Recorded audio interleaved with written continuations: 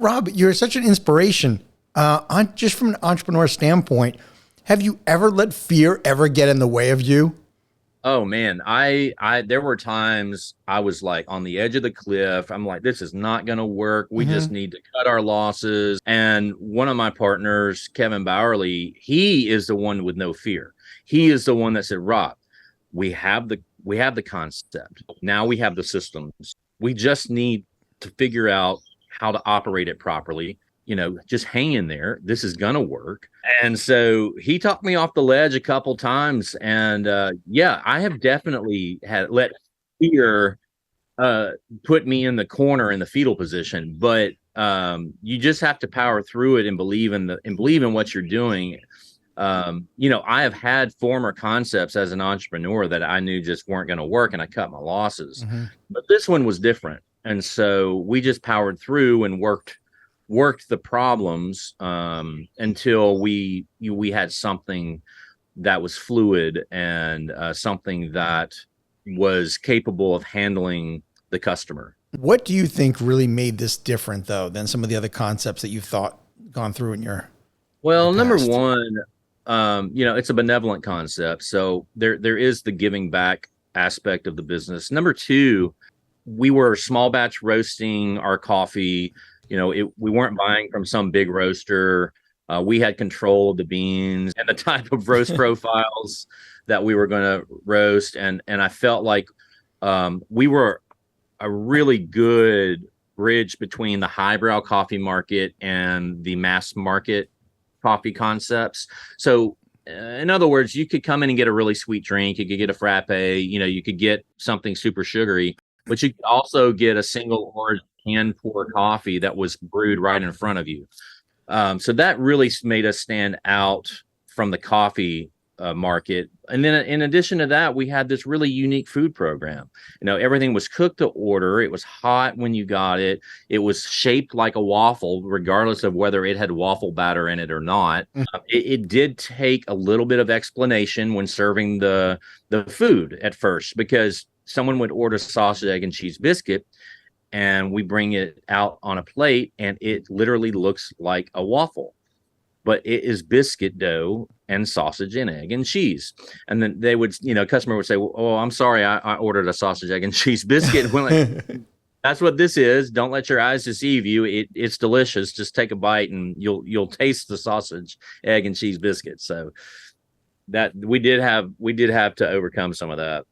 And you did. And then so now you become a franchisor. So what was life like as now being a franchisor and no longer just having, one or two coffee shops yourself?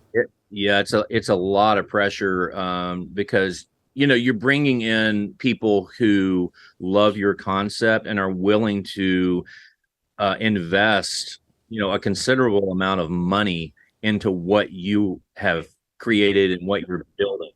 And so it was very important to me that we had a very robust process to make sure we were finding not only the people that could withstand, your typical first few months losses, but number two, who fit the culture. We are a culture centered business.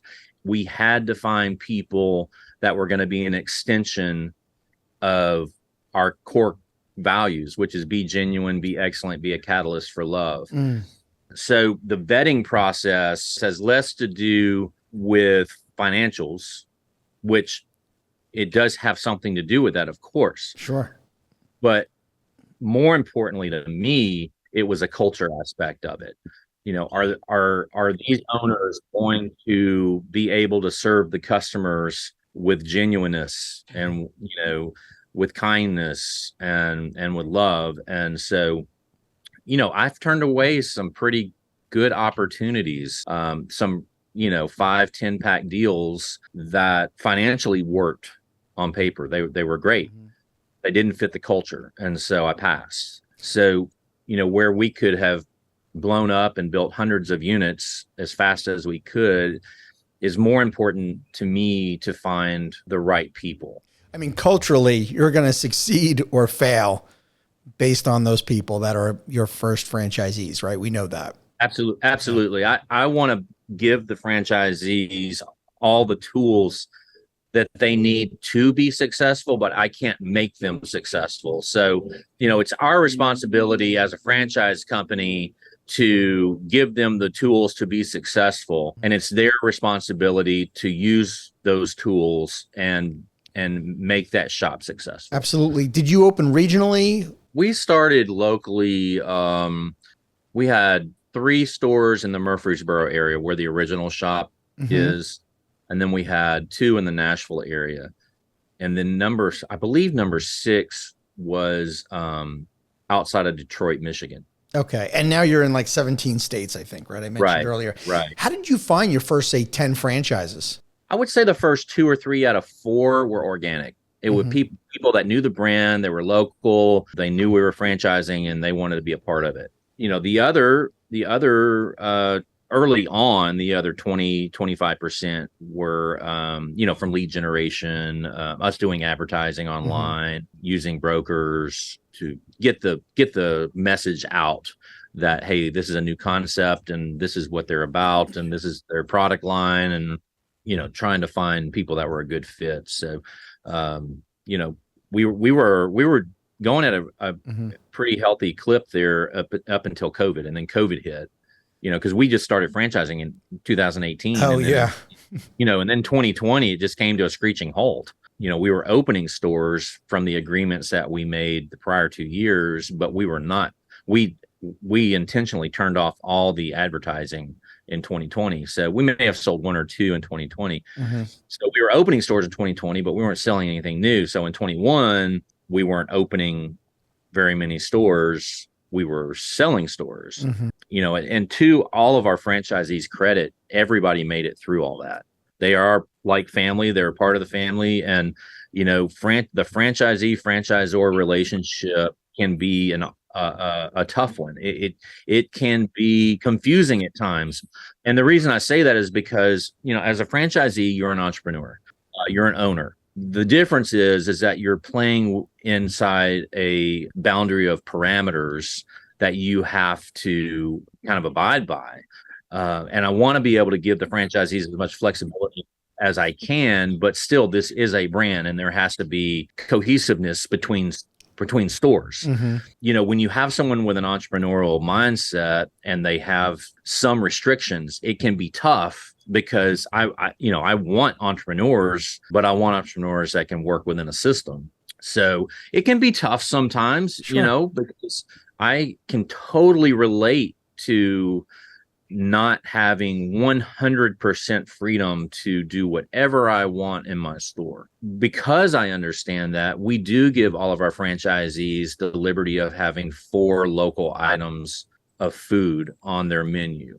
We're a coffee shop, so I want there to be a level of locality to the shops. And you know what? Southern fare just does not work everywhere. Mm-hmm. So a good example of that is I have a couple who are just wonderful franchisees in Georgetown, Texas. They were, I think, store number 7, and they came to me and said, Rob, like, we love your food, but if we don't have breakfast tacos, nobody's going to come. Like, breakfast tacos are everywhere, just outside of Austin. I said, okay, well, help me figure that out. And so they came up with the breakfast taco, and it sold like crazy there. And it sold so well that we started offering the breakfast taco at other stores outside of the Texas region. So it does give us an advantage that we do give the franchisees some freedom and flexibility to make the store their own. And it goes beyond the food and the coffee, having some local items. We have the story of the owners on the wall. We allow them to put local artwork on the wall. So we have a Lazy Susan is what we serve our drinks on at the bar. And every Lazy Susan is custom by the franchisee in conjunction with our marketing team.